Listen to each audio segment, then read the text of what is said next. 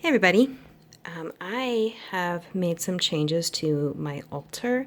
Not a lot of big changes, but I'll be talking about some things. I will go through it as if I've never done an altar video before. So we'll start from left to right. As you can see, I have 3 shelves here. I do work with it as if it is one altar. I know usually it's supposed to be one flat surface. But I like this. It's really great to work with. So, as you can see here, we have the God candle. And this is something I painted. It's one of those 7-day candles. And I painted it in acrylic, and I really need to put some lacquer over it or something because it's very exposed and could be damaged easily. And here's the goddess one. I showed those in another video, but now I have them on my altar and they're really nice. Over here I have my athame, and here's my wand. It's very long. Most people's wands are not this long, and I actually fixed the crystal. It was really lopsided. It kind of is, but I guess it's okay. I got this chalice from a seller on Etsy. It's I think it's plated silver. It's very nice, very pretty. It's tarnished, and I'm kind of wondering if I actually want to clean it up or make it still look kind of tarnished. I really like the shabby kind of look. I will show you this in a second. Over here, this is kind of my God-centered side. I just got this crystal ball. It's a reconstituted quartz crystal. I do want to make a video about this and about scrying at some point. Ooh, it's like it's got an eye. Because I would like to talk about that a little bit. I have this nice little candle holder.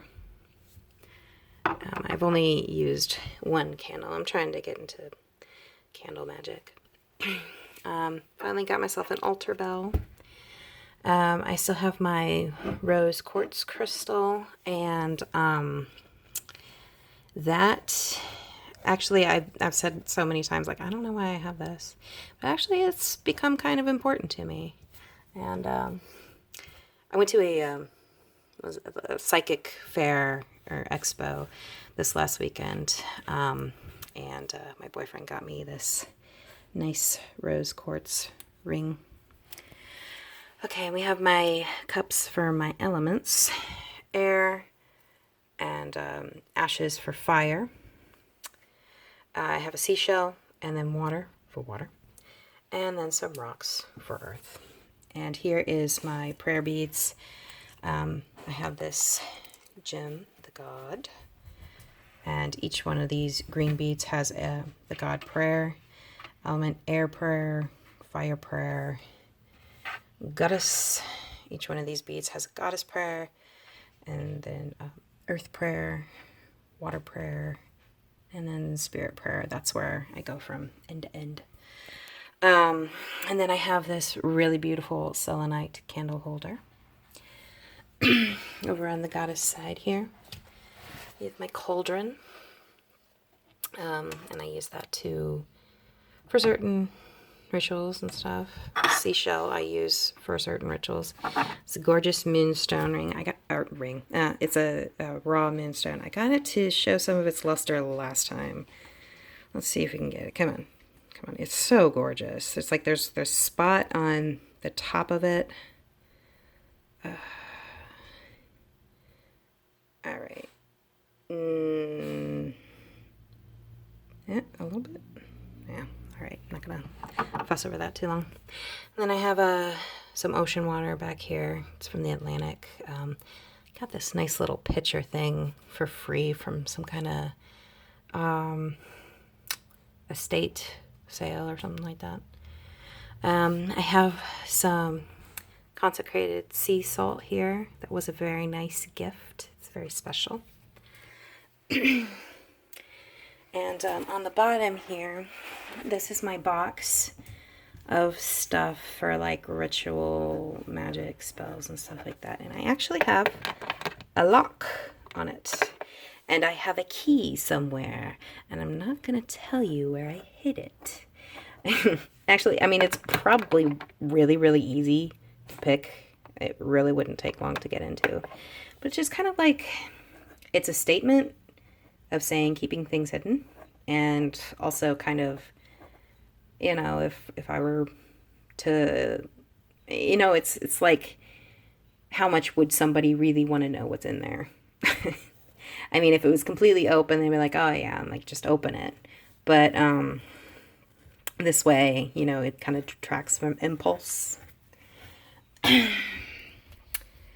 And of course, I have my book here. And, you know, I've been looking at videos of other people's, how they construct their books of shadows. And oh my God, they're so incredibly beautiful. And I feel like so terrible because, I mean, I have a bachelor's of fine arts. I should be able to do my own artwork. So I did a video on my book a while ago. Not much has changed since then. But basically what I have is, these are tea stain papers that I construct the page on how I want it to be on Photoshop and then print it out, which is kind of a cumbersome task. But I use like other people's like artwork. Now, I like that woodcut, but you know, like that's something straight from Pinterest. Whereas like a specific kind of artwork. I mean, oh, wait. So a good example is this. Now, I love this digital painting, and I actually would really like to keep it in my Book of Shadows. But this is an example. You know, somebody else's artwork, not free domain stuff. You know, I'm a pretty good artist, but I could not do this kind. It's gorgeous. But, you know, as an artist, I really should put my own stuff into my book. I really just need to put a lot of effort into it. So I'm probably going to go through a lot of these pages and revamp the way I do stuff. You know, every single page of people's Books of Shadows is just like a piece of artwork. And you see how much work there's, like page after page after page of just, it's gorgeous. And I feel like, oh my gosh, I'm just being lazy. But I do like the structure. I like the 3-ring binder, and I like the page protectors. It helps me keep it as like a working Book of Shadows because I'm still constantly working with it. And I guess it'll only be done when I'm dead, or it will never feel done, I guess I could say. So yeah, I'm going to be working on this a little bit more, make it more beautiful. And there's so many just like inspirational things that people have shown in their Books of Shadows. It's just like, hello. That is just so gorgeous. Okay. And then over to the side here, I have my besom. I don't know how to pronounce it. Actually, I want to do a different one. This is kind of cool, but I think I want to get like, I mean, there's some natural stuff in here, but most of it's artificial. And then I have some sugar cane in the back there that my boyfriend bought on impulse for some reason, but I still have it. Okay. Now, oh, in the bottom here, I also have sphinxes. I said in the previous video, there's really nothing really Greco-Roman or Kemetic about my practice, but sphinxes as they are just very important to me. And I know they don't really have anything to do with Wicca, but it's just for my sake.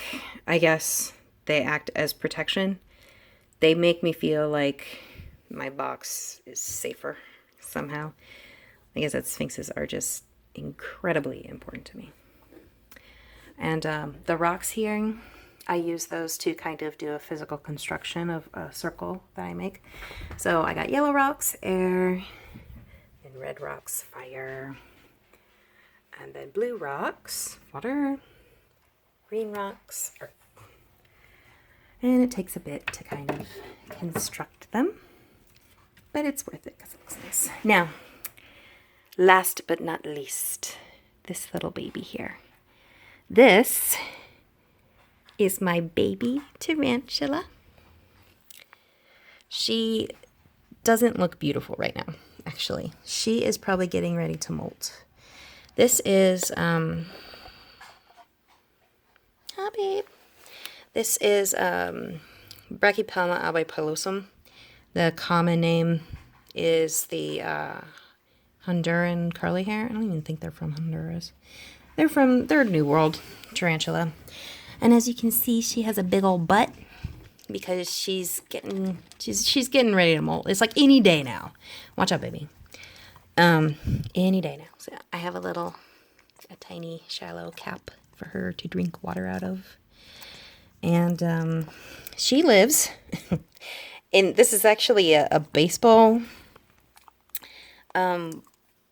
display case that I drilled holes into. It was actually a really good idea.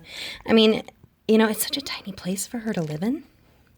And I say her, and I'm not really sure. I mean, there's really no way to tell until she's like, I don't know, maybe 2 inches or more in length. Sorry.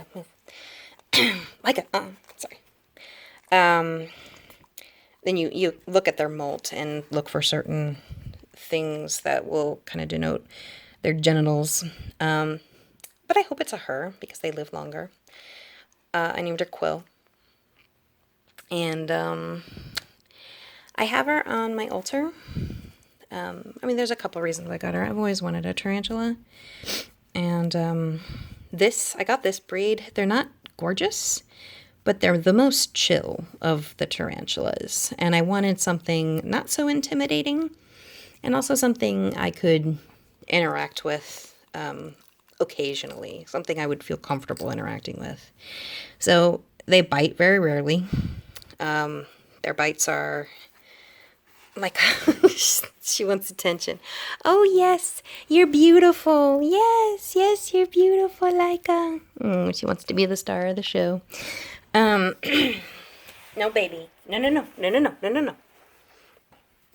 Laika.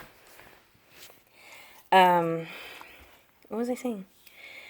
Their bites are usually kind of like a bee sting, I guess, in terms of severity. At least this particular breed or species. They'll flick hairs. They'll take one of their back legs and rub on their butts, where their little hairs are. And they're called urticating hairs, and they get in the air, and they might kind of irritate you. She's done that once. But for the most part, she's pretty chill. But since she's a baby, she's also a little kind of skittish. But yeah, I have her on my altar because I kind of not use her, but use her molts. And, you know, I kind of wanted to use webbing in magic and spells and things like that. But bee elbows, they don't really make that much web. But I still wanted that breed because I do see her as a pet. I don't really see her as a familiar, and what a familiar is supposed to be is like this spirit. She really is just kind of a pet. But she's also kind of an assistant in magical, in magical work, because I think spiders are very magical. And I have her on the goddess side because spiders are very connected to the feminine. To me, at least. So, yeah, her butt is really big. I think I might do a video of her after she molts, because she's very beautiful. She looks almost blue when she molts. I can't really get a good picture of her. Yeah, look, oh my god, look how big her butt is. Damn, girl. Yeah. Okay. But yeah, her enclosure is really, really tiny, but that's kind of how they like it. Too much space scares them. She won't be in this her whole life. She'll get to, depending on what sex she is, she'll get to like 5 inches or so. So she'll need a bigger case, but they don't get that. The cases don't need to be that big. But yeah, isn't she cute? Okay. Well, I think I went through everything that I wanted to say. Yeah, here it is again, all together. Ooh, it's really,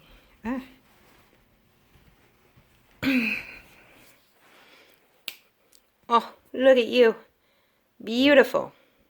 You're a star. So yeah, that's my altar. That's all my stuff. Really like how it's looking right now. And all right, that's it. Thanks everybody. Blessed be.